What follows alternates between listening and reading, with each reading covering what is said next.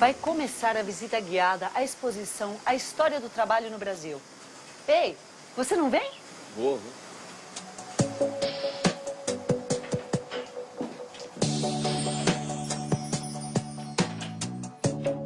Essa exposição é sobre a história do trabalho no Brasil, que começa muito antes da chegada dos portugueses por aqui, por volta de 1500. Os índios foram os primeiros trabalhadores do Brasil. Os nativos viviam da caça, da pesca e da agricultura.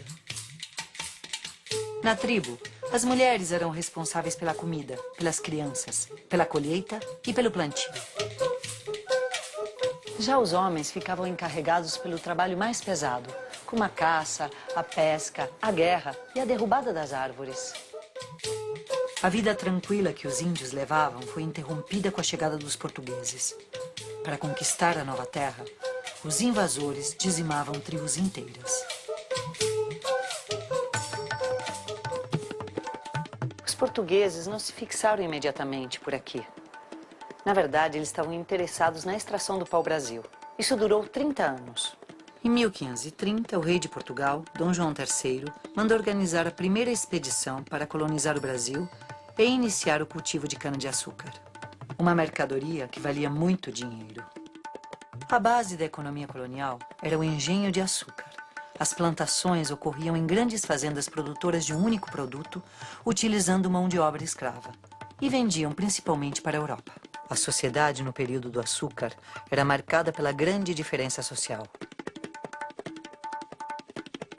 No topo estavam os senhores de engenho. Depois vinha uma classe de pessoas livres, como os padres, os comerciantes, os artesãos e os funcionários públicos. E na base da sociedade estavam os escravos, tratados como mercadoria e responsáveis por quase todo o trabalho feito na colônia. Em 13 de maio de 1888, depois de vários movimentos populares, a princesa Isabel assina a lei que abolia a escravidão, conhecida como Lei Áurea. Essa lei libertou cerca de 700 mil escravos. Mas, infelizmente, o fim da escravidão não melhorou a condição social e econômica dos ex-escravos. Sem formação escolar ou uma profissão definida, continuaram numa condição social subalterna.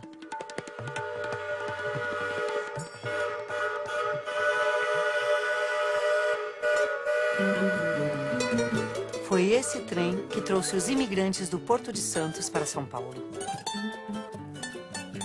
Os imigrantes ocuparam um lugar deixado pelo trabalho escravo. O plantio de café, que estava em pleno desenvolvimento por aqui, necessitava de mão de obra. Isso estimulou a entrada desses imigrantes que trouxeram novas técnicas de produção. E foi a primeira mão de obra assalariada no Brasil, criando assim um mercado consumidor indispensável ao desenvolvimento industrial. No início de 1900, as jornadas de 14 ou 16 horas diárias eram comuns, assim como a exploração da força de trabalho de mulheres e crianças. É ruim, hein? Pois é, o salário era muito baixo e, como forma de castigo, os patrões podiam reduzir ainda mais o pagamento do trabalhador.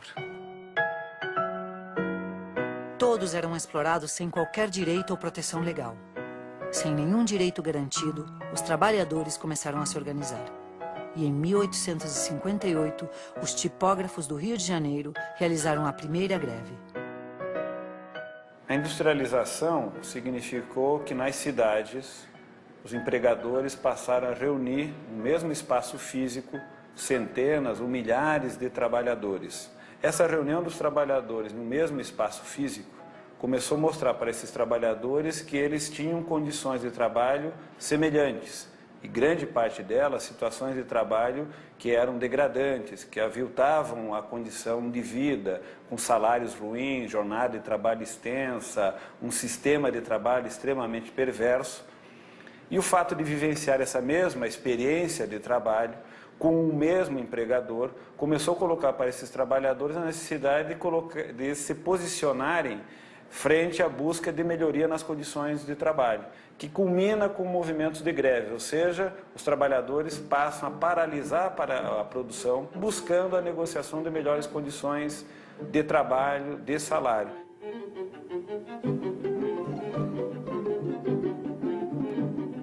No começo do século XX, a cidade de São Paulo despertava para sua vocação de grande centro industrial, atraindo gente da zona rural.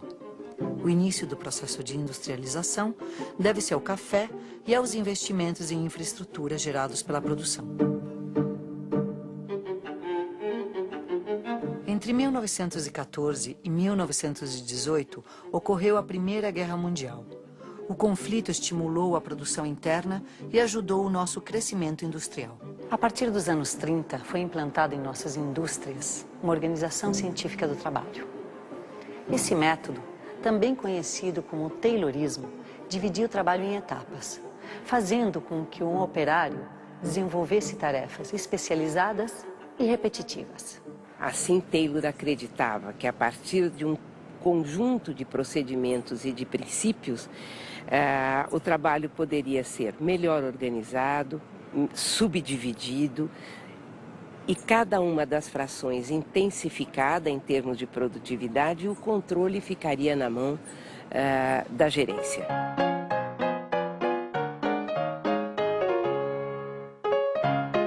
Também havia um controle rígido sobre o tempo gasto em cada tarefa para que ela fosse executada o mais rápido possível, sem levar em conta o esforço exigido. O trabalhador que produzisse mais, em menos tempo, receberia prêmios e incentivos.